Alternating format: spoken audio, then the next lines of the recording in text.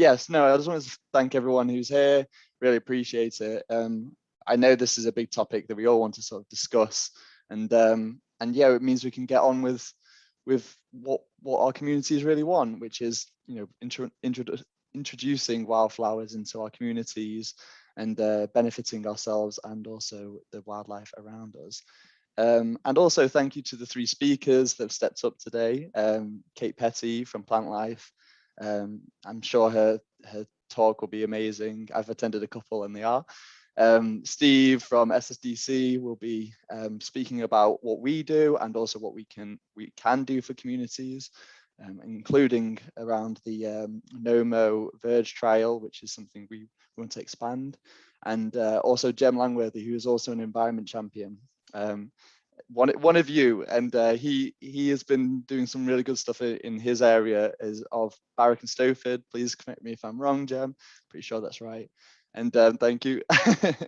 And yes, it is. I'll just admit these people. And yes, I will get on with it. If I just so you know, we are recording this session. Please just drop me a message in the chat if you're not happy with being recorded.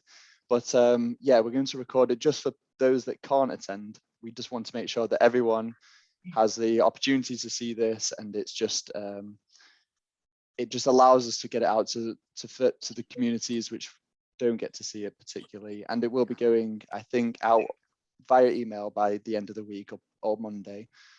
So I'll just start sharing my screen now.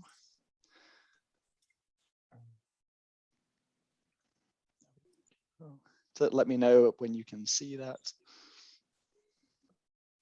Yes. Perfect.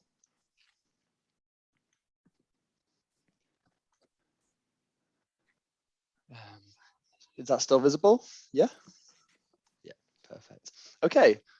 So yeah, just much of what I've just said, making sure that you know that the presentation is being recorded.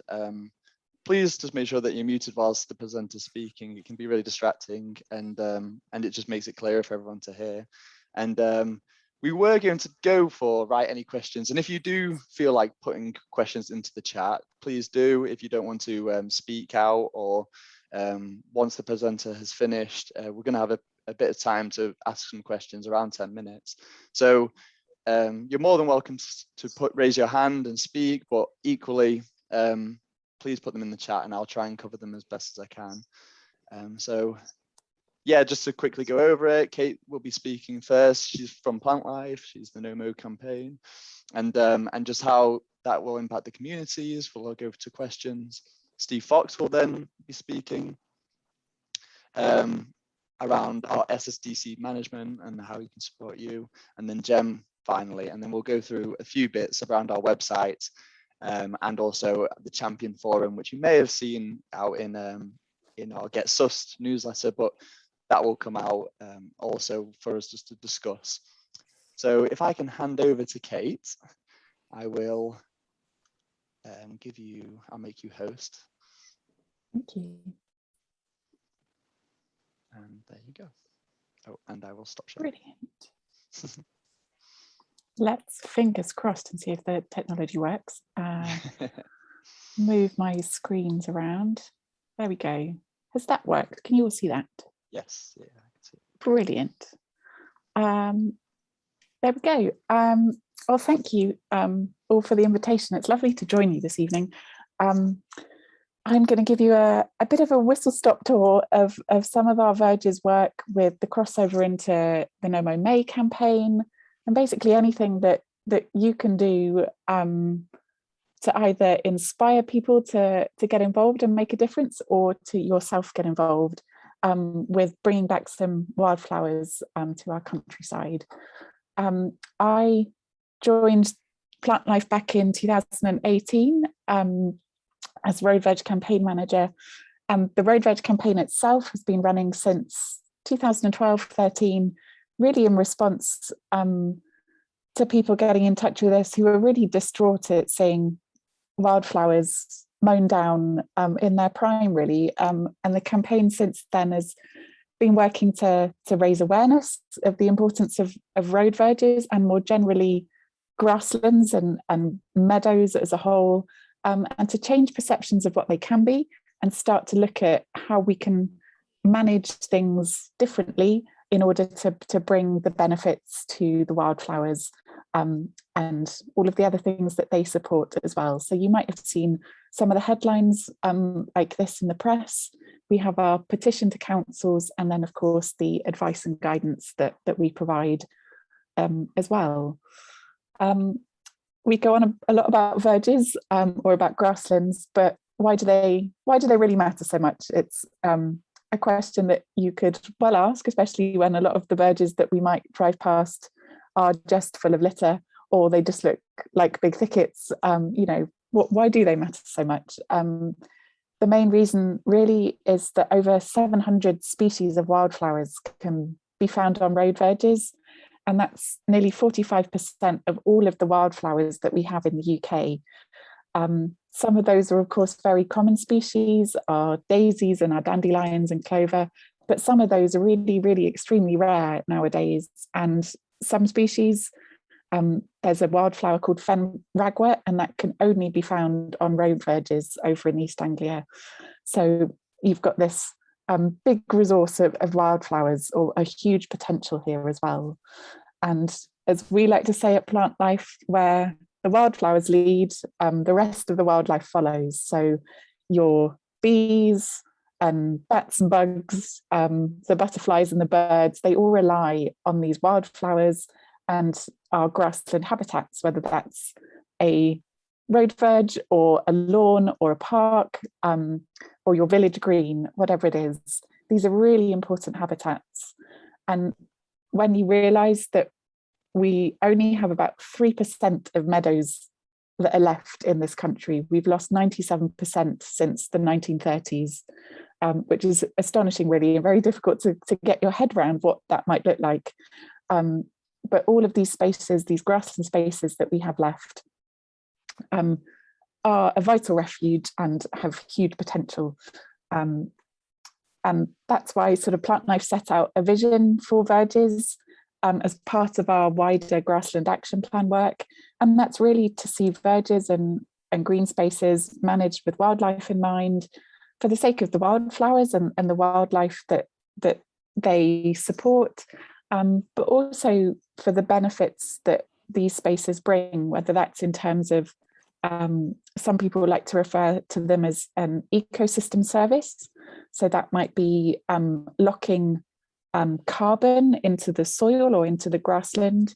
It might be acting as a buffer for noise pollution or air pollution, or it might be something like providing a pollination service, if you like, or boosting our own well-being when we see these lovely displays on our roadsides or on our doorsteps.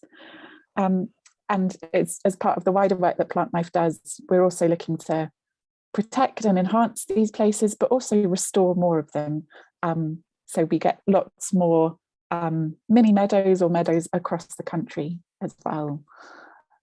Basically, it boils down to seeing a lot less of this cutting at the wrong time of the year, and a lot more of this wonderful sites, whether that's by the sides of our roads, at home, or in our towns and cities and in our countryside that are full of wildflowers again. And to see that vision come to life, we set out an alternative vision for management and different blueprints of guidance, which when followed can lead to a transformation in our road verges. And these are just two examples of our guidelines on road verges, which are available to download via our website. The Good Veg Guide is more aimed towards, well, it's a general broad overview and more aimed towards communities and getting started.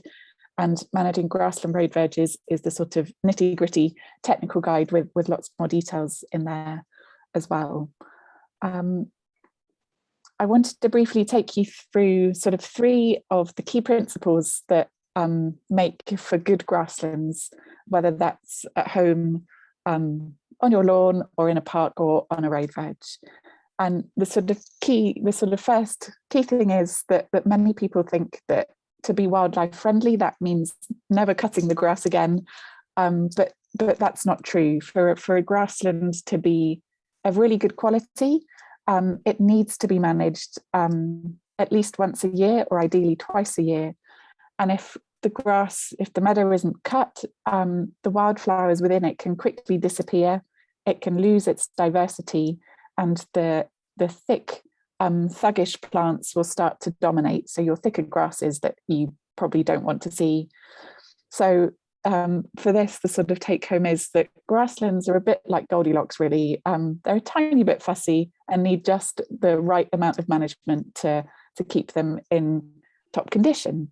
And it's the timing of that management that can be really key. So generally, when you're looking to create a longer traditional type meadow, longer grasses and taller wildflowers, the key thing to remember for that is less and later. So it's cutting less, ideally twice a year, and cutting later on in the year. So we're allowing the plants to complete their life cycle. They grow and flower and set seed, and then they're mown, and that will keep the sort of high diversity in your grasslands. Now, this comes with a caveat that there is another way of managing grasslands that isn't your traditional management approach, and I'll talk a bit about that a bit later on. And finally, the third sort of good key principle for good grasslands is removing the grass cuttings, or you might call them grass clippings or arisings, but whatever you choose to call them, this is really important for wildflowers for two reasons, really. It helps to reduce the nutrients in the soil, and wildflowers actually thrive in soil that is low in nutrients. So this helps to keep them happy in that regard.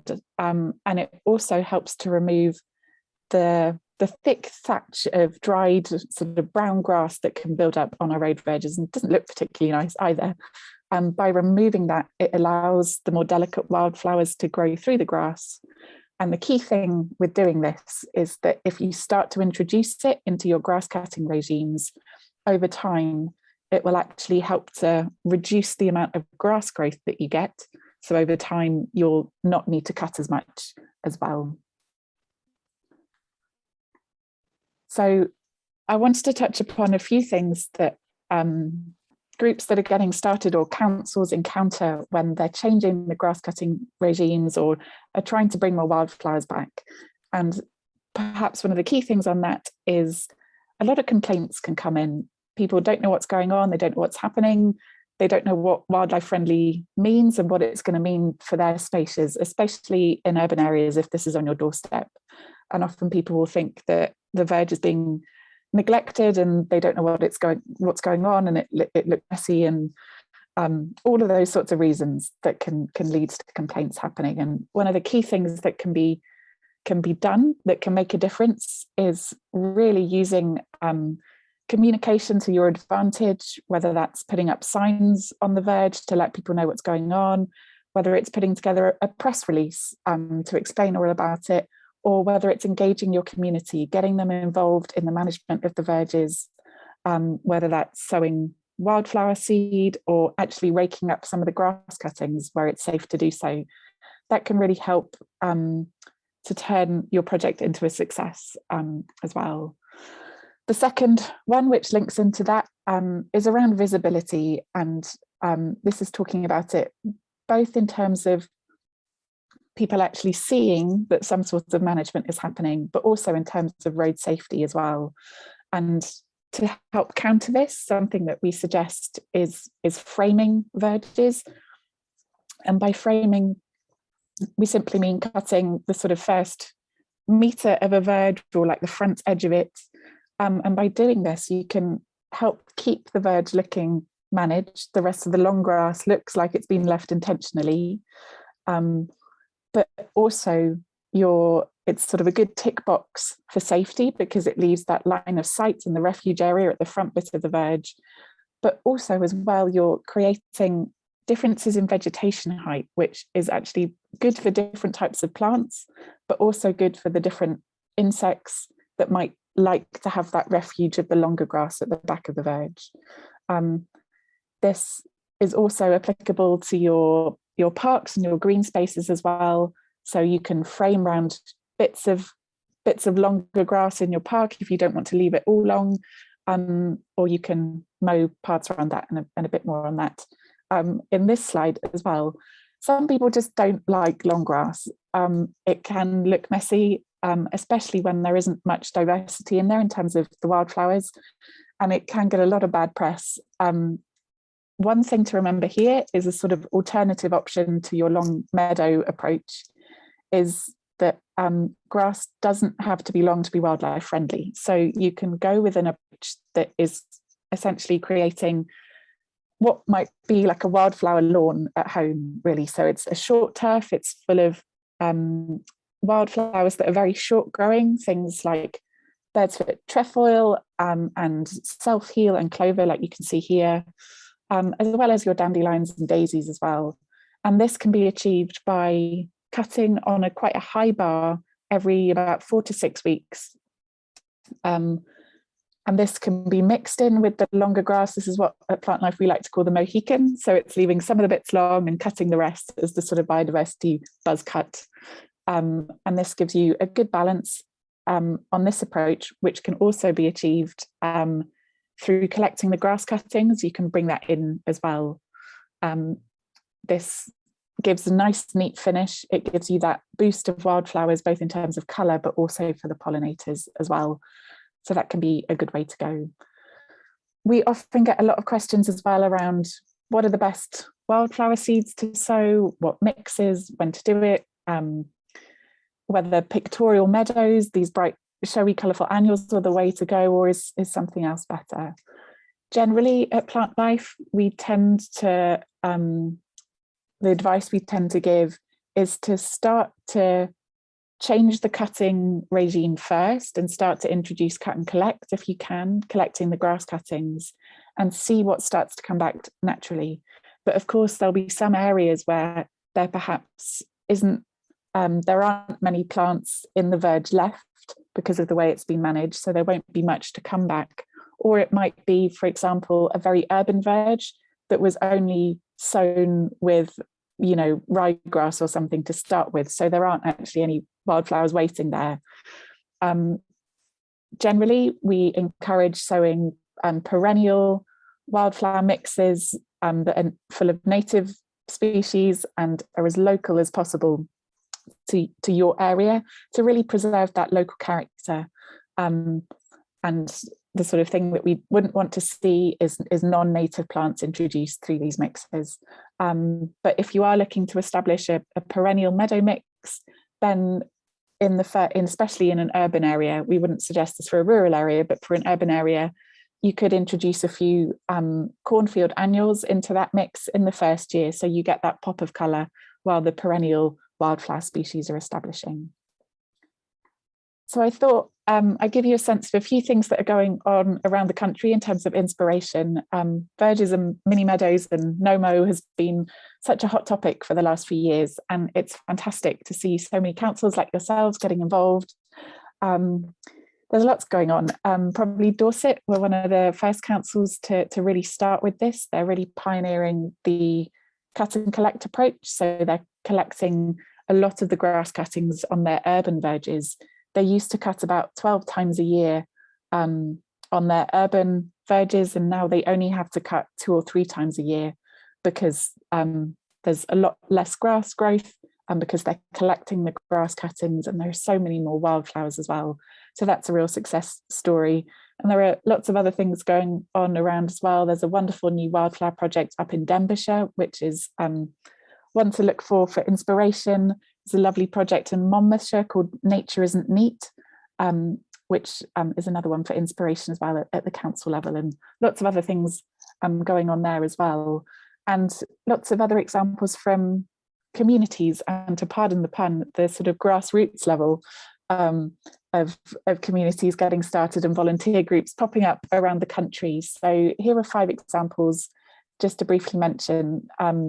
So from left to right, the Restoring Shropshire's Verges project, RSVP, which really started off as a village project in Edgeton in South Shropshire.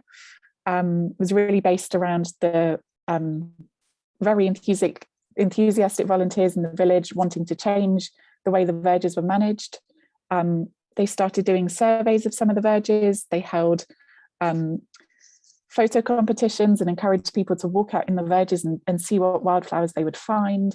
And now that project has turned into a multi-partner project that the National Trust are involved in as part of the wider Stepping Stones project in Shropshire. The council are involved.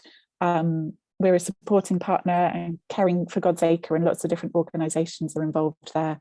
They have a Facebook page and they're very active and have lots of lovely videos of what they're doing. So that's a really lovely example.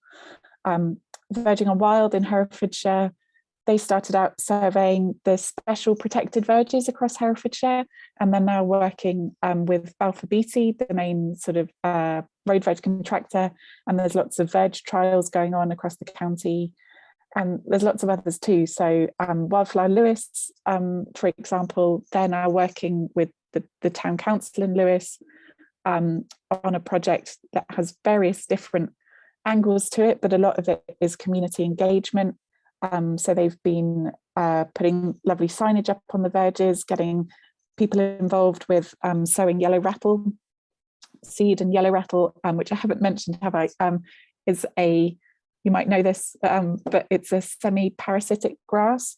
No, it's a semi-parasitic plant that on grass, so it can help to decrease grass growth year after year, so it can be something useful to introduce. And there's lots going on and lots of different examples as well that are on our website, or even just having a look through social media at what's going on. And we also have a Wildflowers on Roadside Verges Facebook group, which now has around 16,000 members and people across the country that are doing things. So do look to join that if you're looking for inspiration as well. So yes, that's mostly road verges as road verges, but of course we also have the No Mow May campaign, which is slightly separate. It did start off in gardens at Plant Life, but has now taken on a life of its own on social media. And we're really encouraging, and we would encourage you as well, to encourage your communities to get involved, whether that's at school or whether that's at home in your own garden, on the village green, on council parks and green spaces, whatever it is. So next year, there'll be another push again for joining in with No Mow May, and maybe encourage your town and your village or your neighbours to get involved as well. People's pets even seem to love No Mow May. So we're really getting somewhere, I think. There's lots of information online on the Plant Life website. We have free posters to download, and there'll be more resources coming. So yeah, really encourage people to share their photos and get involved and create sort of a community feel around this. I think would work really well. And you might also like to encourage people to look for some of the wildlife that has returned because of No Mow May. These are all pictures that people posted on social media of what they'd found either on their doorstep in a local park that had been allowed to grow a bit more over May time. And yeah, whether that's a photo competition or just celebrating it through your social media accounts, to really generate interest in it as well. The other thing that's linked to No Mow May is Plant Life's Every Flower Counts survey. So this is a short survey of a 1 metre square of your lawn or any grassland, really it could be a park as well. And you count the flowers within it, and that gives you your own personal nectar score. So it shows you how many bees your lawn can support. You could even challenge your whole street or your area or your village to get involved and create a community nectar score with this. And through the Plant Life website, we can provide tips on how you can improve your lawn's nectar score or your area's nectar score. And there are there's lots of help there with identification of the different types of flowers that you might see. Lots of activities for children or families, and spot sheets of the things that you might encounter when you're enjoying that as well. I think the main thing, just to finish up really, is to say, don't be put off from starting somewhere. It sounds like you're already doing a lot of good stuff and are brimming with enthusiasm. And whether that's a few trials in your first year, getting that signage set up and ready, bringing your communities with you, whether that's starting with some of the best sites or the easiest sites in town, or whether that's your widest verges, or remembering those tips of, you know, framing verges or cutting your Mohican through it, or whatever you want to do, starting somewhere, and together all of these spaces combined, all of these grasslands, bringing the flowers back to them can only be a good thing. And together, you know, we can bring the colour back to the countryside, things like this, our top 10 summer wildflowers. There are a lot more resources on the Plant Life website to support you through that as well. We have a Meadows Hub, which is geared more towards your community spaces, or if you have any landowners in your area or farmers that want to get involved too, there's lots of resources there. And we're currently in the midst of designing a new road verges online hub, and what I rather optimistically called the depot, with a nice road veg pun. This will be a dedicated place of training. It will have lots of interactive resources that you can work through, and lots of case studies and videos from around the country to give you more inspiration. That will be launching later this year. That is it from me for now, but I'm more than happy to answer any questions people might have. And if there are any questions after this session, or you want to get in touch for a bit more support, then do feel free to get in touch with us at Plant Life. But thank you. Amazing, Kate. I really appreciate that.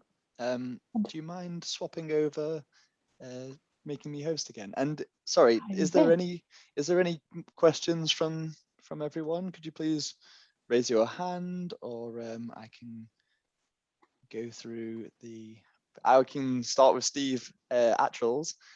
He's asked, do parishes have the power to move towards verge management, or does it need SSDC sanction?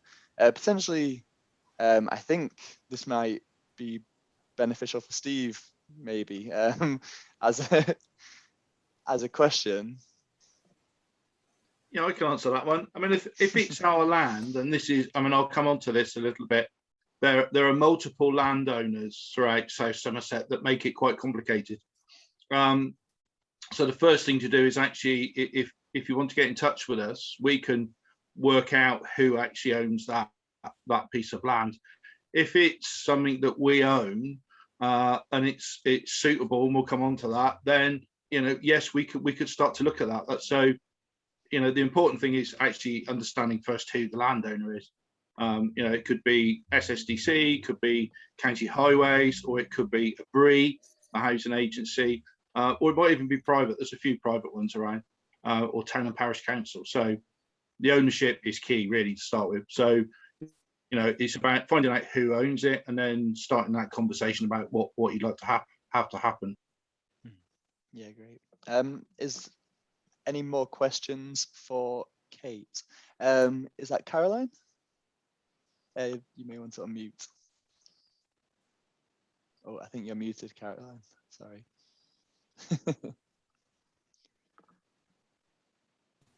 There we go. There we are. I've got a junction that leads from a main road down into all the industrial estates. And I asked whether I can have permission to clear the corner, and I was going to put some sort of flower bed in there. But I'm thinking now that if we cleared the whole area, we could actually put it down to a wildflower verge. And I think that would be much more acceptable to everyone who lived there as well. So how do I go about getting permission to clear the whole area? It's right on the Somerset, where the Somerset sign is. So it would be nice for that Somerset sign to actually be surrounded in wildflowers, rather than weeds that are 6 foot tall and shrubs that are not doing anything very good to anybody. Any ideas how I go about that? I think potentially that we might touch upon that more in the next one with Steve, and also around sort of access, who owns that land, so it's sort of similar to what Steve was talking about, because that's the key part of really Mhm. establishing a sustainable verge is understanding who has that management and making sure that it's a regular management. Like Kate said, it needs to be planned. We can't leave it. And I think that's fundamentally what you're suggesting. It sounds like it's probably highways, which is the area that you've just described, but it could be private. But yeah, we might touch upon that a little bit more, Caroline, Yep. in the next one. But I appreciate that. David. Oh, sorry, Kate. There is one management option or sort of wildflower option that I haven't mentioned, but is mentioned in our guidelines, and that's if you're starting from scratch on a road verge, whether that's to in the business it's called retrofit, or you're starting on a brand new road. One of the key things to do is to not put the topsoil back. So if you were to take it either right back to the topsoil or start again and not put the topsoil on it, and put down that's basically a sandy or a stony substrate with some wildflower seeds, you would get naturally a short growing wildflower mix anyway, which can be really suitable for junctions or areas where sightlines are the key thing for safety, because it doesn't grow more than about yay high. So it doesn't need cutting. The Weymouth Relief Road is a great example of that, which has been, I think, in place now for about 10 years and actually hasn't needed any management at all, because it hasn't got that nutrient-rich topsoil. So that's another thing to bear in mind if you're going down that route or want to explore things like that. But there's more information on that in Managing Grassland Road Veg, is the technical guide. Nice. I think David says you had your hand up. Do you want to unmute yourself? Unmute, thank you. In this question of land ownership and obtaining permissions, I think Steve is very helpful. Can we be given a specific point of contact, somebody we could address questions to? I'm in Abton Templecombe and we've got a growing interest in doing this here. Our parish council has given permission for a small area of land which we know the parish council owns, but actually identifying who owns what, and then having done that, seeking the permission. If we could have a specific email address or a point of contact with somebody who would help in the way you described, that would be really helpful. Yeah, I think, at first, Steve and I can help in looking at our own mapping. That is not exhaustive. Often that is, historically wrong or potentially has problems with it. But that is the first point of call. We can look on our own mapping, make sure that if it's SSDC land, then definitely we can help you. Are you happy, perhaps not now, but when would you send out afterwards to let us have your email addresses? Yes.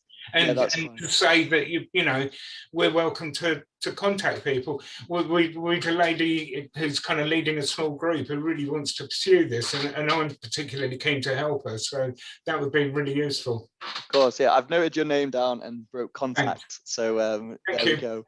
That's great. Cheers, David. Is there anyone else? I know there is some in the chat. Steve. Oh, sorry, Jeff, do you want to go? Because and then I will ask Steve's after.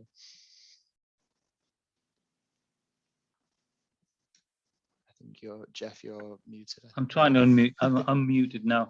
I've got a very basic, naive question, really. I mean, in our village, there are areas which we mow religiously. There's even a rota for doing that. Now, I realise that some of the things you're talking about involve reseeding. If you just let the grass grow anyway, is that just as good an option, or will that lead to problems? I think it's that right balance. So it's definitely not no cutting at all within the year. Sorry, I missed them. What I meant was if you've got a patch of land which is already grassland, and you take your guidance of mowing it occasionally, but not every week, as it were, will that do benefit? It will, if that gives you longer for the flowers to recover and more flowers to come back between the different times that you've cut it.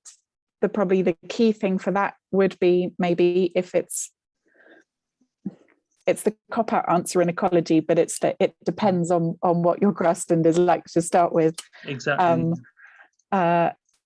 But if you are leaving longer windows between the cutting, that can help. It gives, the pollinators more time to enjoy the flowers. It gives the flowers longer to, come back and spring back. And sometimes the cutting can help them generate more flowers in between. So that would help. Then at the end of the season, or in between each cut, by collecting the grass cuttings, if you can do that, that will have added benefits as well. I realise there's a big logistical problem around the grass cuttings and what can be done with them. But if that can be done, then that can help. So the short answer is that reducing the number of cuts and changing the time you cut can have some effect. The bigger benefits are to come from collecting the grass cuttings or enhancing stuff if there's not much there anyway. Thanks. Thank you. That's helpful. We'll have one last question just because it's time, but I see Gina is waving at me. So if you want to unmute and then you can go. And Steve, I've seen your message in the chat and I can respond to that directly for you. Hi, I wondered what South Somerset's policy is on the use of glyphosate weed killer, because in the past in our village we've had to ask them not to treat certain areas with weed killer, and we're Curry Rival in Bloom, we use vinegar. I know it. I still see weed killer that's been put on the edge of grass, grass between the grass and the pavement. So if we're encouraging insects, we don't want to be killing them at the same time. So I don't know what is your latest policy on glyphosate? Steve, do you want to sort of touch upon that? Yeah, I can touch on that. Strangely enough, we had a meeting yesterday about what our policy going forward is. I think that the issue of pesticide use sits out of this meeting because you've also got issues about putting vinegar down into groundwater as well. So there's all sorts of issues with that. We do use a significant amount of cultural methods for weed removal. Our chemical that we use is the weakest that we can. I know that everyone has a thing like glyphosate. We use a version that is so low that it doesn't even have a HAZChem rating. At the end of the day, I'm a trained gardener, I'm a trained horticulturalist, and the last thing I want to do is go around spreading a chemical that then completely negates what I'm trying to do as my day job. But there are occasions where we have to use some form of pesticide. We are in the process of formulating a corporate policy, and that will be part of our open space strategy, which Josh and I are working together to update and get prepared. So there will be a new policy in light of the growing concern about the use of pesticides.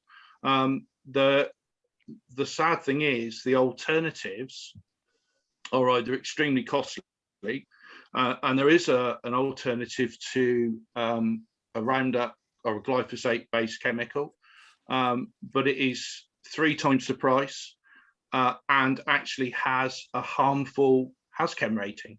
So you're moving from one chemical that is passed by all the safety councils as being safe to use, obviously as long as it's applied within all the strict guidelines of which all our staff are trained, and so on and so forth, to using a chemical that's much higher up into the hazardous rating. So it is a complicated and not a simple answer. But we do, our nursery, we use biological control. We use lots of chemical, you know, we mulch down, we road sweep, our sweepers have weed ripper brushes in them, so that you're reducing the amount of weed growth in curb edges, all those sorts of things. But it is something we're really well aware of, and are, you know, hopefully on top of, or getting there. So I'd say. And just to touch upon, there are other aspects that communities can do. I've seen in the chat there are various town councils that are looking or have gone glyphosate free or pesticide free, whichever one they sort of look at. And some places, I know in Ilminster specifically, they have looked at sort of using their community, so they go out and reassess what they see as potential weeds, and also, you know, using the sort of the power of the people and going out and picking them themselves. And I'm not saying that is an emphasis we want to do, but sometimes there are other options that we see a growing interest in our communities, and that is something that is being used in various different towns which are going pesticide free. So that is another, not that that's an option for the whole region, but directly in the centres of towns and villages, potentially that's something that could be worked up with community members and community groups. But yeah, like everything like Steve said. But moving on, sorry, to keep us rolling, and thank you, Gina, for that question. I will move on to Steve Fox, who will speak to us about SSDC. There I am. Thank you very much. I'm afraid I don't have any slides for you, so you're just going to have to look at my wonderful face for the next sort of 15 to 20 minutes, and listen to my dulcet tones. What I wanted to do is just give you a bit of a background about what we've historically done, what we've moved into this year, what we've learnt, and what we're looking to do going forward. So historically, SSDC owns about 3.5 million square meters of public open space. Of that, about 2.5 million are managed as country parks. So that's Yeovil Country Park, Ham Hill, Chard Reservoir. So that's about 69% of our land holdings is already managed with conservation in mind. So there's areas of SSSI, calciferous grassland, all those sorts of things. So that leaves about 1 million square meters, and that is made up of parks, small areas of grass next to housing estates, lots of small villages within the urban environment. And to put that into some context, that's about 142 adult-sized football pitches, which is actually quite a lot when you think about it. Several of those sites, or some of those sites, are already managed for conservation. So some of those parks are managed in a non-formal way, and many of those parks and open spaces have areas that are left long or managed for wildlife, ponds, sustainable urban drainage systems, all those sorts of things. There's also the Yeovil in Bloom initiative, which I manage with one of my other hats on. And in part of that, we've incorporated a variety of annual and perennial seed mixes through several sites. So some of you might have come to Yeovil, you might see some in the back of the car parks where there's a very narrow verge. They've been sown, they're sown with some annual mixes. And whilst they're not, you know, as biologically valuable as a traditional wildflower meadow, they do offer a more aesthetic and do offer a biological value, a biodiverse value. We've also signed up to the rewilding scheme and the Blue Plaque initiative. I don't know if anyone's aware of that. That's a thing that's been knocking around for a number of years. And obviously the plant life that Kate's talked about, I've been very well aware of that for a number of years. So we've been doing some really good stuff already. What happened this year was we were approached and asked to embrace the No Mow May further. and to look at opportunities for us across our district and our land holdings where we could initiate that initiative, if you like. And the one thing I didn't like, and I didn't like it being called No Mow May. That's just me. And I thought, well, we want to do no mow. We want to do it properly.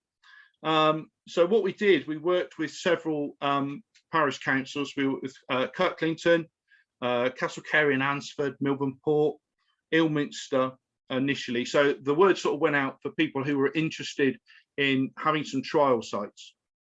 So what we did, Josh and I, and one of our grassland team leaders, we sat down, we did a desktop exercise and identified land holdings that we own that would be suitable for inclusion within this great initiative.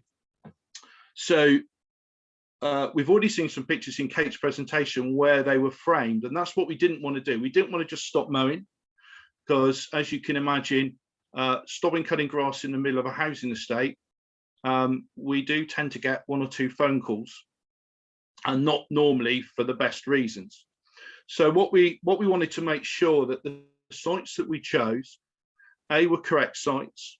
We were not leaving visibility splays where we have them long and unmanaged, that it wouldn't grow significantly bad over footpaths, obscure junctions, all those sorts of things, or areas where people wanted to traditionally where they play informal sports. So a little, a small patch of grass in a housing estate is a really important, not only from ecological value, but from those people who live in that estate, for the children to come out, kick a ball around, or if they want to come out and sit and have a picnic. So we did this desktop assessment. We came up with a range of sites. We negotiated with those environmental champions who were involved and the towns and parish councils. Our wonderful comms team designed a lovely sign, because signage and engagement, absolutely, as Kate said, is key. Absolutely, 100%. You've got to engage with the residents and the people who see this on a daily basis. And some of these are verges or pieces of grass that have been cut to within an inch of their life for the last 40, 50 years. And then all of a sudden we're coming along and saying, actually, we're not going to cut it now. So you can imagine, that person's walked out their front door every day, seen it in their eyes, maybe looking lovely, or maybe not. They may well agree with us and say, actually, could we have it a bit longer? So that was our No Mow initiative. And I have to say, I'm not aware of any negative feedback on the sites where we've gone out of our way and done it properly and engaged and identified sites and managed them properly. I'm not aware of any negative comments. There may have been 1 or 2, but they've never reached my desk, which I would have expected them to have come across.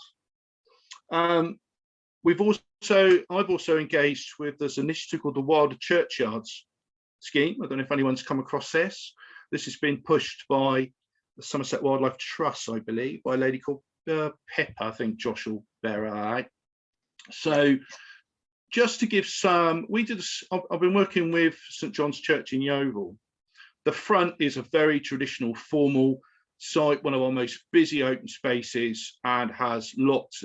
It's where I go a bit bonkers with our summer bedding, if some of you've seen it, but it's a really suitable spot to have it. The rear of the church is something slightly different, quite shady, much less used. And what we did, I've worked with the church lady, and we've left a big corner wild. And bearing in mind that this piece of grass had been mown to within an inch of its life for the last 40 odd years, and we had pyramidal orchids appear in it this year. We've also had a roundabout that we had a couple of bee orchids appear. So it is there. So the question earlier on that somebody raised about, it's been mown all its time, it's just a piece of grass. You would never be surprised what pops up when you stop mowing it, so we're looking to expand that further. We've got a meeting with Pippa at some point to look at some of the closed churchyards we manage. We don't own many. We manage about 5, I think, across the district. But we realise they're important resources. But there's also quite a complication there with managing obviously expectations of its users in a churchyard.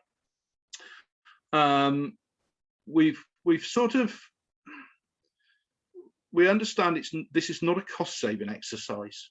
A lot of people say, oh, you're stopping cutting the grass to save money. Actually, what it means for us, when you do it on a large scale, is a complete change of machinery that we need to use to cut it at the end of the season. And then, you know, Kate's already said, you get a lot of arisings at the end of the season, which you want to cut, collect, and then dispose of in a proper manner. And that is costly. So we've got a machine on demonstration at the moment, a bigger machine. We've got a small one that we use for some churchyards and bits and bobs as a cut and collector. We've got a bigger machine on hire at the moment that's, if you've seen it out and about, is not doing a bad job at all. Some of our guys went off to a demonstration today of some bigger machine. So we're hoping that we're going to buy a bigger machine for next year, because one of the things going forward, we want to expand and improve and increase what we do. So what have we learned? Well, you need to engage as much as you can. You need to promote it locally. You need to do signage. You need to put it on your Facebook pages. It's got to be a suitable option for its location. As I said, you know, a lot of our parks and open spaces have come under tremendous use from a wide variety of people. But if anyone goes to somewhere like Yeovil Rec, you know, that's a site that was historically or traditionally formal sports everywhere. You know, there's now large areas of long grass, significant amount of tree planting. We've got some plans in the back, well, Josh and I have got some plans in that we're keeping under our hat at the moment, but just so he knows, I spoke to Katie yesterday, and she was quite moderately interested, shall we say. So that's a site that has completely changed its management regime. So it can be done. It absolutely can be done. You'd be surprised what pops up. As I've said, we've had pyramidals and bee orchids, just to name the fancy stuff. No, never mind what else you get. You'll never please everyone. That's an important lesson to learn. But you know, that's the way we have to be. Managing people's perception of it can be tricky. As I've said, with the churchyards, for example, that is a very softly approach that needs to be managed very, very well. And finally, what have we learned is it's worth it. It really, really is worth it. Just going back before I go on to what going forward, what I will say is the multiple owners thing. We got a lot of questions early on about why we couldn't do certain roadside verges because we cut them. The difficulty in South Somerset is that we have a contract for a BRI for cutting their grass.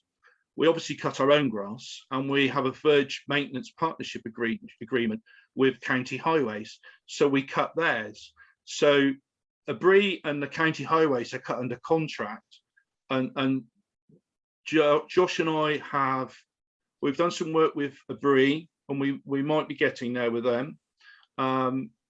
We have done a little. We've offered the olive branch out to County Highways, and we're waiting back to hear some more information from them. So it's quite complicated. You know, you need to. We can only act on our own land. There are a few towns and parish councils that obviously own their own. You know, Ilminster owns quite a bit. Chard owns quite a bit. So it's important to know that we don't own everything. And I think that's what I'm trying to say is, you know, you might see a lovely verge that you think, oh, why are they cutting that? Well, actually, we don't own it. You know, it'll be Highways or it'll be some other landowner. We'd love to get our hands on it, but we don't own it. So going forward, our desire is to increase no-mow.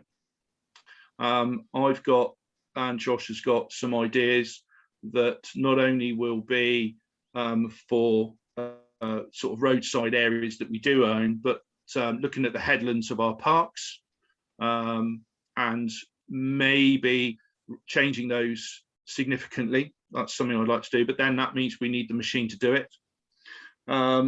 So any of you who are interested in participating or working with us to increase no-mow within your town and parish council, please contact Josh or myself. I might be treading on Josh's toes because he might want to say that as well. But we will be more than happy to engage with you and see what we can do to help. Advice, I'm an old git that's been around a long time, and Josh is a young whippersnapper, but we're both specialists in our field. So we've got lots of knowledge that we'd love to share. We'd like to help. You know, we're quite happy at talking, as you can tell, but we will offer some reasonable and sound advice for those who want it. We can also assist you if you've got areas that you want to help manage. You know, that's something from a commercial point of view that my service could potentially help you with. It's not something we do for free, but you know, if we've got this machine that will then cut and collect, it's possible that in the future, going down the line, that we could offer out this service to cut and remove your sites for you. I'm going to mention Free Seed Initiative, but Josh is probably going to mention it as well. And that is something that we are looking at running, is a free seed donation. We've done trees in the past. I've done bulbs, native bulbs in the past as well, but we feel that seed might be a better option, but Josh can widen on that in a moment. Species counts. I know there's a couple of the parish councils or a couple of sites in the parish that we've done that they've done species counts, and that's important. You know, one of the most important things that I think is understanding what you've got there once you've stopped mowing, because you're right, you might have an area of grass that's absolutely just full of vigorous grass, sward, you know, a dense thatch and a very thick sward, but actually once you stop mowing, you don't get much through because it's so grass dominant. But as I said, we've had sites where we've stopped, you know, we did an early cut and we stopped, and actually what's popped up is really, really interesting. What else was, I think that was probably, oh, the other thing we do is we grow our own wildflower plugs. It's something we've done for a number of years on our nursery. So where we have sites that we have improved or look to improve, rather than going out and buying expensive wildflower plugs from specialist growers, I'm lucky in that we've got our nursery. So we grow our own where we can. You know, you can buy a packet of seed for a couple of quid. We've got the skills in the nursery, and we do that ourselves. And we got some ready to go out for a bit later on. That, I think, in a nutshell, is me. I don't know if Josh has got anything you'd like to add. I think you covered it well. Sorry, but Josh. I will. No, amazing. And I think you're a better speaker than I am. The wildflower, the parish wildflower seed giveaway was something that we sort of devised off the back of, as many of you know, the parish tree giveaway that we did over the last 2 years. We saw a large drop in the sort of interest in the tree giveaway. We think potentially that was people not being able to find sites, or maybe it was just sort of the height of COVID and people didn't want to come and collect the trees, etc., etc. So we thought we'd try something a bit different and have a look at the seed giveaway. This is something that me and Steve are still sort of having a look at, trying to work out the best seed mix. We think that it potentially be several seed mixes that we're thinking about, and we're just trying to work out, or we've worked out what the best way is. And personally, I think the way we may go down is through an application process. I will put out applications, and then you can assess land, see how much space, and this means we know exactly how many grams or kilograms, if you want a lot of it, of square meterage of seed that you need, just so we're not wasting it. We know how much to buy, especially if your land is on specifically wet areas. We can provide a wetland mix, and it just means that we could potentially get even more diversity within regions and ensure again that those verges are staying in the communities for a long time. But yeah, I think we should have some questions. And if anyone wants to put their hand up, and we will go from there. Sorry, I'm just trying to keep an eye on everything. Steve, if you see any questions within the chat, then go for it. But could you, if Lydia Mason? Hi there. I have actually been in touch with Highways myself, and I don't get any response because Gina, hi Gina, I know that Crib want to take on some verges around the village, and I will keep trying for this. So I don't know if this is something you might be able to help me with, but we and Crib would certainly like to move forward down that route. So if you can help me, that would be fantastic. Yes, so I speak, we are getting, like Steve said, we are getting somewhere with Highways. They've took on a few new people who are interested in sort of biodiversity net gain and areas around sort of improvements for biodiversity. So we are getting somewhere. It is sometimes a slow process, and I do feel your pain, Lydia, but there are a few people that we can talk to at the moment, and so what I'll do is make sure next time I do speak to them, because I'm sending some data from our no mow trial through to Highways at the moment. So I'll add a caveat to make sure that they know that you're trying to get in touch, and hopefully we can push that along. Brilliant, thank you. No worries. Sorry, I haven't been looking. Steve, have you seen? Is anyone else? There was one about seed provenance I saw. Okay, yeah. The seed is from UK supplier. Any seed I've ever bought, I tend to buy predominantly from a company called Emmersgate. And you know, we did do for the Oval in Bloom this last year, we gave away some seed bombs that were made in Dorset, so just over the border. So we would obviously try absolutely 100% UK provenance seed. You know, we don't want to bring anything in we don't want to do. There are also there's an ecologist, a friend of mine actually works for, who actively looking into like specific regional flower mixes and historic wildflower mixes. So that's something I've personally looked at previously, just for our region, and so that hopefully we could potentially work with whoever we supply from and get some very specific species that may be slightly lacking within South Somerset. So that's another aspect to it too. And we'll maybe take 2 more questions if anyone is interested. Is it possible to grow wildflowers on a damp, shady verge running alongside a drainage ditch that can flood in winter? Yes, you can get, if you actually went on to there are other seed suppliers available, I have to say that, I'm afraid, but if you went on to someone like Emmersgate, that they have, it's full of great guidance, and they do seed mixes or single species. You can buy, you know, you don't have to buy a mix, you can buy single species, and there's some really good guidance on there for a wide variety of situations, and absolutely you can grow a really nice show.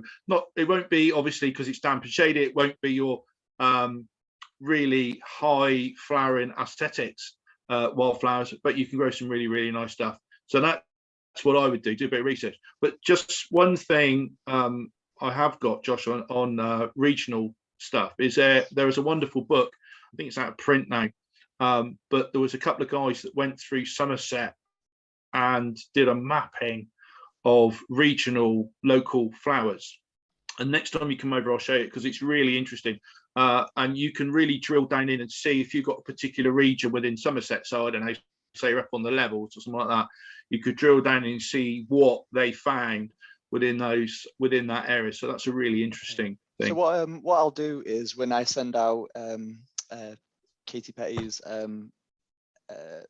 a presentation, sorry, and also everything else, I'll get that from Steve and make sure that you guys see that, that you can see that book, and potentially that's something you could eBay or whatever you can buy, wherever you can buy that book from, because that could be a nice one to buy for yourselves.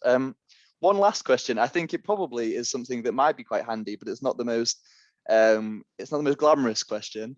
What do you do about dog poo? Is it more of a problem in longer grass? Because I think, you know, that might be, as much as, you know, it seems obvious, it is a question that we all get asked quite a lot from our communities. And I think maybe, Steve, because you work with management so much, it might be something.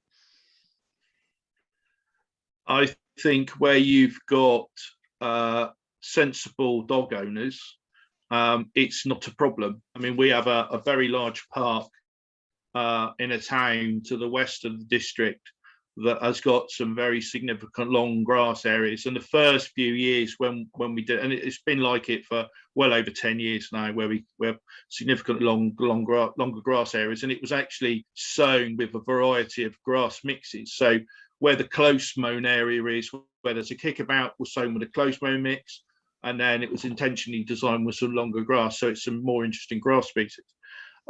The first couple of years, you'd get the odd person ring in and complain, "Oh, you've left the grass long." And when you start explaining to people actually what it's about, you know, people are more reasonable about it.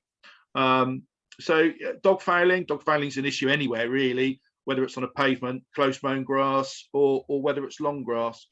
I have not noticed any significant increase. You know, most reasonable dog owners will trample after their dog and pick it up or keep an eye on them. So it's no more of an issue there than I feel anywhere else, to be fair. Can I say something, Steve? Yeah. In Henstridge, we've got, as you know, a lot of dogs. I intend to keep the grass between the pavements and the road short, and all grass beyond the pavement up to boundaries.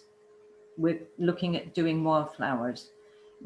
Because the pavements are quite narrow, I don't want children walking in long grass or people trying to go across long grass to cross the road. So that's my way of dealing with things. Okay. Yeah, you're absolutely right. And what that does, and that goes back to that framing, you know, where you've got an area right next to a pavement or a road, just mow a meter strip around it, or keep that, you know, closed mown. And what you do is you just stop that complaint instantly. Yeah. You know, and that was our thought process right from day one. Sarah, you've got your hand up. Yeah, evening. Great presentation, Steve. Thank you very much for that. Just a quick question, moving on from dog poo. Have we had any problems with any additional litter in the longer grassed areas that have been left to rewild? Because I've had a few people suggest to me that could be a problem, and I was just wondering whether you have found, when you're now starting to mow the areas, whether indeed that has come true or not. In fact, I spoke to the guys you saw today back in the yard and asked them that question, and they've not seen any significant increase in grass. And you know, longer grass is a litter trap. It is, you know, but the secret with that is that they try and encourage people not to drop it in the first place, and then it just blows into it. But no, they haven't found any significant increase in litter. Amazing. Cheers, Steve. And I think that was really good. I think it was a nice perspective, you know, that we haven't had already. And I think we have to move on. But so, yeah, thank you, Steve. And also thanks, Kate, because I didn't say thank you for the end of yours and I feel bad. But okay, Jem, are you happy for us to do yours? I will share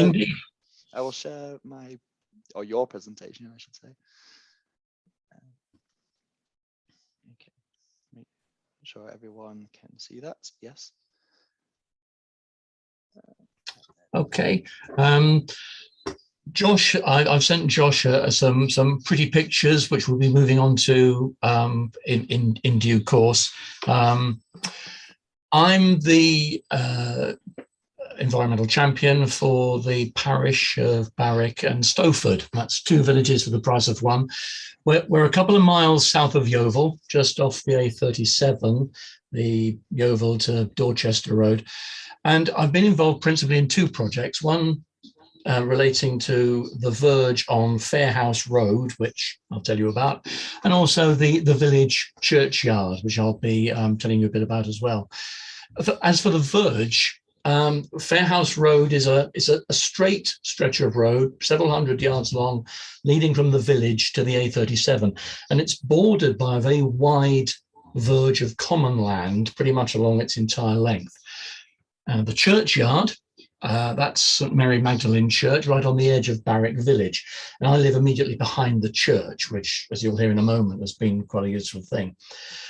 So the verge is actually controlled by the parish council. The churchyard is obviously maintained by the parochial church council. So I've been dealing with these two different committees. And of crucial, absolutely crucial importance in both these projects has been the chair of the parish council, a lady by the name of Gwen O'Sullivan, and the church warden, Nikki Gold. Now, I've had the real good fortune to be pushing an open door with both of them. Both of them have been keen to embrace the principles of wilding just for its own sake. And that has made my job an awful lot easier. But of course, not everyone is keen. And I'm not just talking about committee members, I'm talking about the village generally. Some people are a little bit reluctant to see grass left uncut. Some just don't care one way or the other. And some inevitably are actively opposed. Very, very few, I have to say, thankfully. So given this range of sort of views and attitudes, anything I can do to make decision-making easy for these committees has got to be a good thing. So I've tried to avoid presenting the committees with problems, but to present them with solutions. Looking first of all at the parish council, I drew up a couple of options for Fairhouse Road, which explained in simple terms the advantages and drawbacks of these two plans. And one plan was simply to let the verges, these wide verges, just do their own thing, see what happens, cut and remove the cuttings and see how it develops year on year. That was the radical plan. Now, the other plan was to limit the project to a stretch of verge nearest the village. Sow wildflower and grass seeds there, let it grow, and let the rest of Fairhouse Road verge be cut as per normal by way of a comparison. So in other words, you create a splash of colour and turn the stretch of verge nearest the village in effect into a wildflower meadow. And this limited plan actually won the support of the parish council. It's less dramatic, potentially less problematic than letting the entire road go wild, but that is a continuing story that I'll mention in a minute. Now, inevitably, cost was a feature in decision making, and the fact that there was no need to get council contractors or any other contractors to come and do periodic cuts on the site that we were leaving meant a substantial saving, and that was actually crucial in getting support for the scheme, I have to say. The point is that whilst for us the environmental impact, I say us, I mean those of us involved in as environmental champions, whilst for us the environmental impact, the provision of habitat for wildlife and so on is the key factor in the driving force for all this, we have to work with people and find common ground with others whose interests and priorities actually lie elsewhere. So I would say to environmental champions, if you have to use financial arguments to persuade people, okay, go ahead and do it if that's what wins the day. Now, as for the verge, we had patches of the site that we were leaving. We had it scarified, and within that area, we then sowed wildflower and grass seeds in patches within the verge. So the idea, what we wanted to avoid was something that looked like manicured flower beds.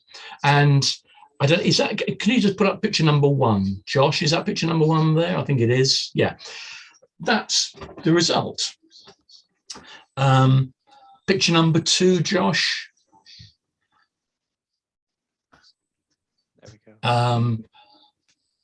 And I think it looked pretty good. Picture number 3. That's Fair House Road there, ribboning off into the distance. And picture number 4.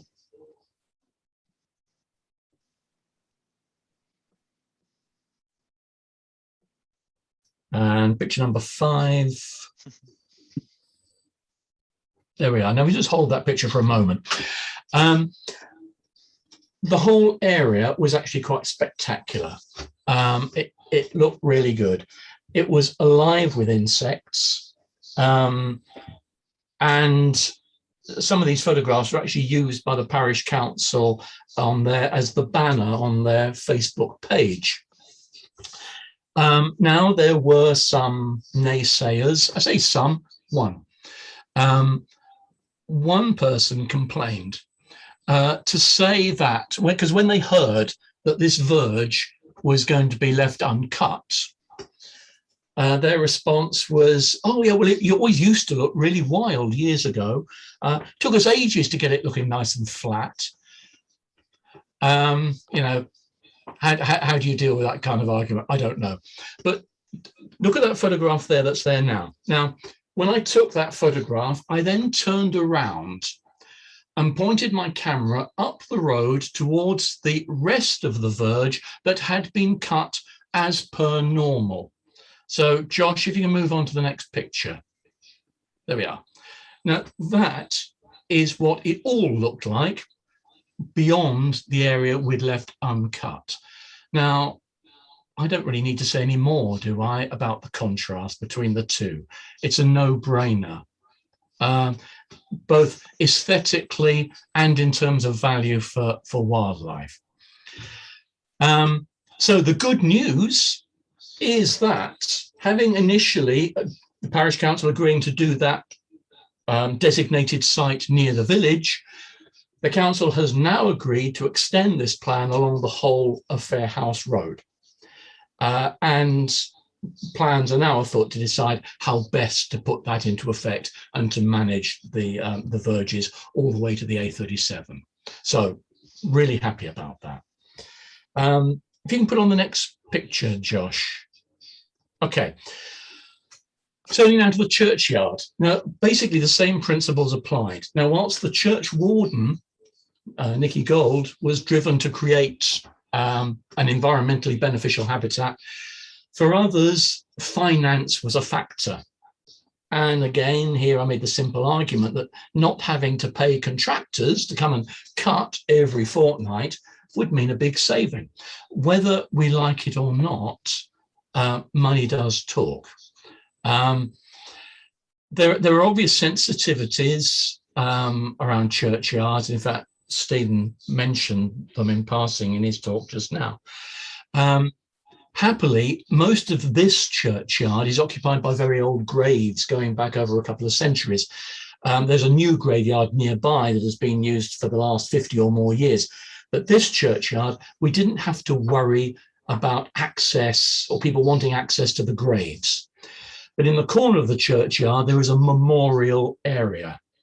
Now, the parochial church council was concerned that, having got quotes, they were concerned that paying somebody to come and cut paths and means of access to the memorial corner would mean actually there would be very little saving. So given that I live right next to the church, I said, okay, I will go to the church. I'll take my mower, take it to the churchyard once a week, once every 10 days. I will mow paths around the churchyard, allowing access right around the church, through the graveyard, and to this memorial corner. So the plan for this first year was simply to let it grow and see what's there. Somerset Wildlife Trust have put me in touch with the Somerset Botany Group, who are coming out next spring to do a survey for us. And the results of that survey will certainly have a big impact on future plans for actual management of the graveyard. But let's have a quick look at what we've got. There's one of the paths as they cut through there. Josh, can you go on to the next picture? The metal fence there is bordering the actual road, and all of this was every year has been mown and strimmered down to soil level. I mean, what you see there just wouldn't have existed. And the next slide.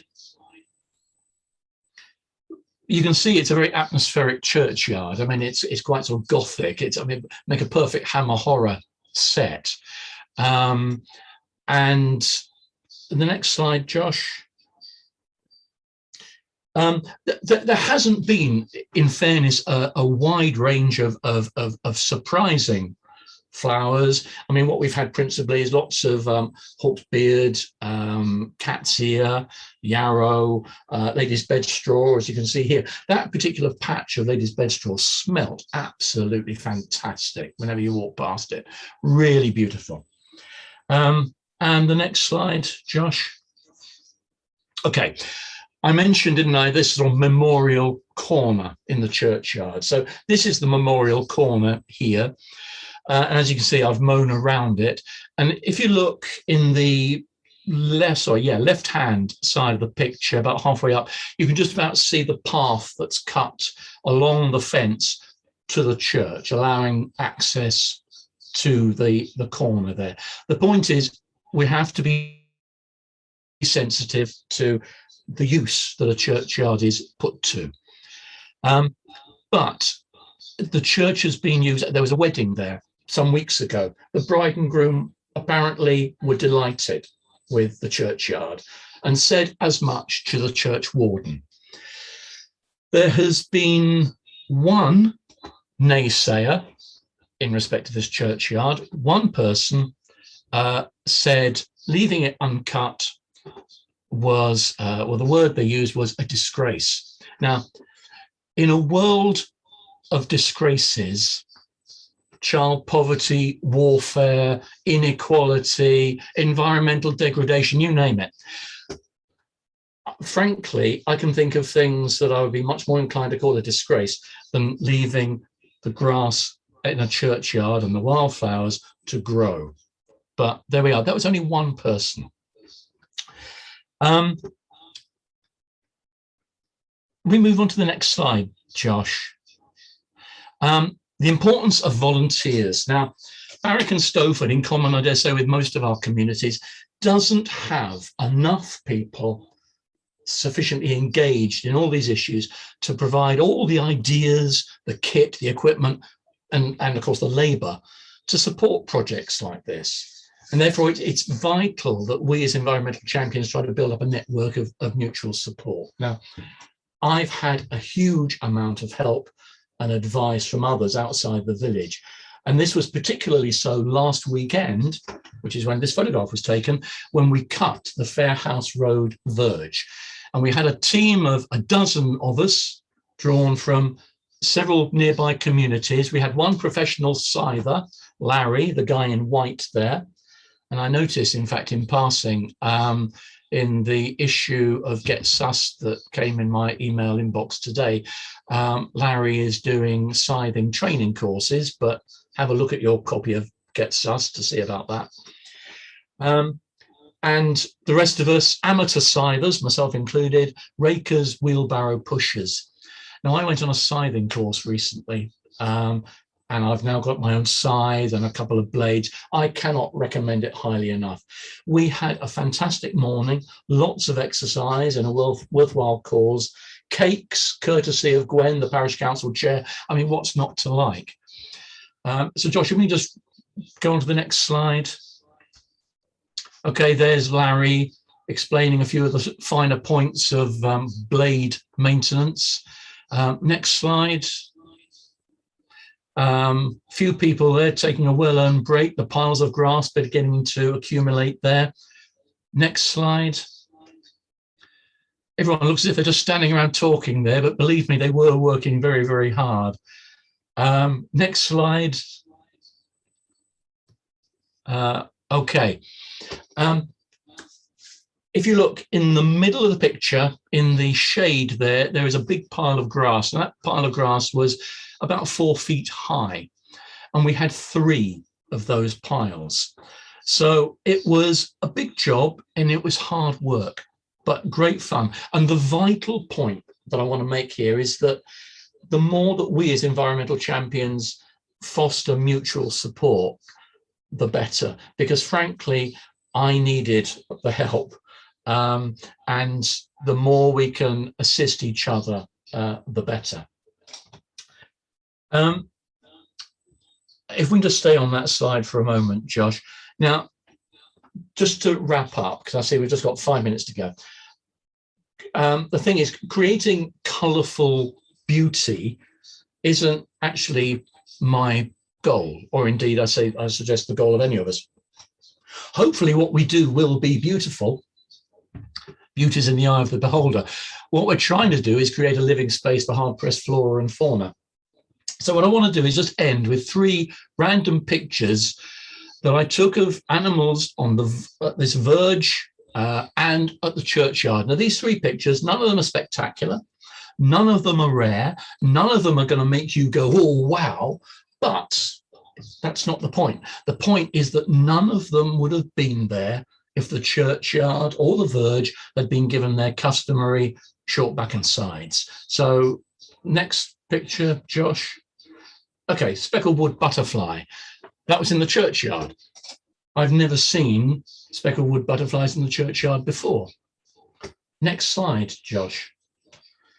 Okay, there we've got a butterfly, a common blue, on one of the flowers on the verge. Now, you saw what the verge looks like when it's cut. Certainly that patch that I showed you earlier that's been cut throughout the season. Common blues wouldn't be particularly interested in a green baize billiard table. And last picture, Josh. Okay, cinnabar moth caterpillars munching their way through ragwort in the churchyard. Now, for me, this picture of the caterpillars is what it's all about. It's a picture of new life. And although I'm not by nature an optimist, as my family will tell you, that picture really does give me a hope for better things. And that's it. Thank you. That's amazing, Jem. Thank you very much for a very entertaining talk, actually. You're natural. But is there, whilst I'm sharing, I'm just trying to see if people like Jem, Steve, if you can just shout people out. If anyone has any questions for Jem, please just wave your hand or wave about. I know there is one question in the chat around you presume it will benefit bats as well. I think it is well known, the sort of increases in invertebrate species within the area as they seek refuge is a massive benefit towards bat species. Just from anecdotal experience and my own personal experience, I've noticed in areas which have been wilded, or whatever term you would like to use, that I see large increases in bat species. I was in Knepp this weekend, and you know, that was just one example of where you could where you see bats. Basically, you have to sort of duck around as you walk around. So yeah, it is massively beneficial for other species through trophic cascades and all kinds of things like that. Sorry, I can't see anyone with their hands up because I have a tiny little box of people. So please do wave about if there are any questions. And if anyone sees them. No, Jamie, you answered all of they all had questions and you answered them all. That's well, I'm glad no one's asking me a question because I've told you everything I know. Yes, yeah. Yeah, so amazing. Thank you, Jem, and thank you everyone for speaking. Really appreciate it. Yeah, and sorry, I was just looking at the chat. And yeah, I appreciate everyone for coming along. The last sort of bit I wanted to talk about was just to sort of, we've learned so much here, and obviously through the chat, which we will be looking through and sort of extracting any interest from that. We just wanted to say that we have our website, which is, I will quickly transition to there, which we created.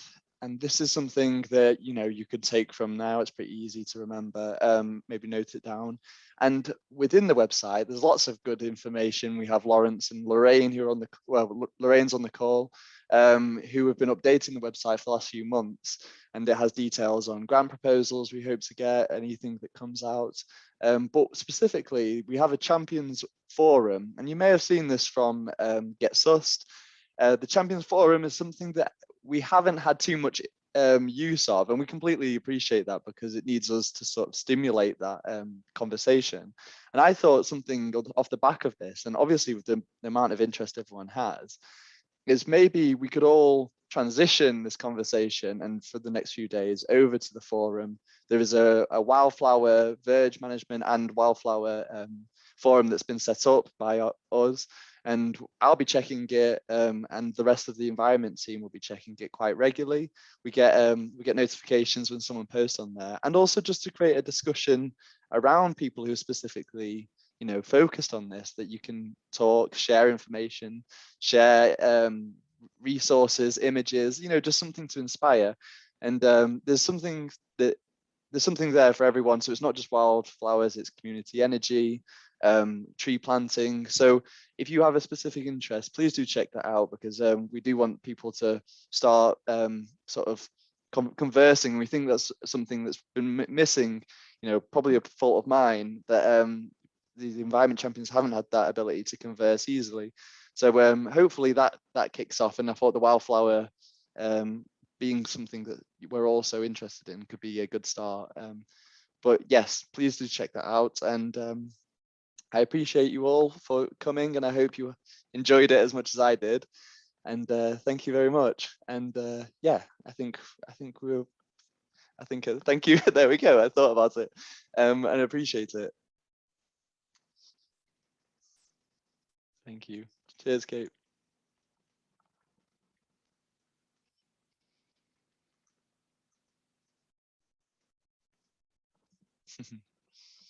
Cheers.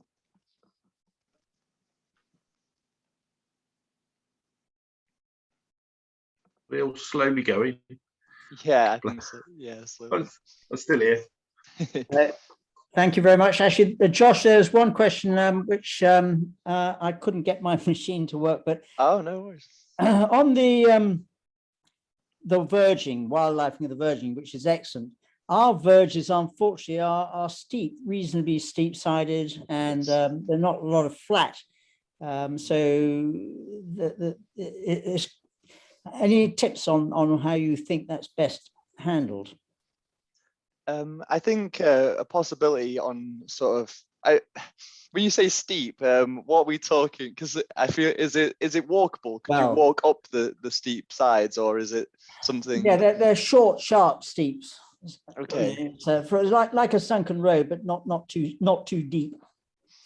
Yeah, I think. Well, Steve, correct me if I'm wrong, but I think potentially, depending on how long they are, there is something where potentially more handheld based cutting systems, so like trimmers, could be used more beneficially. Or I've never scythed, so I might, Jem and Cara may be able to answer that one for me. But I don't know if you want to scythe on a steep incline. I don't know how that works. But maybe going up it. Yeah, I think the trimmer can be done.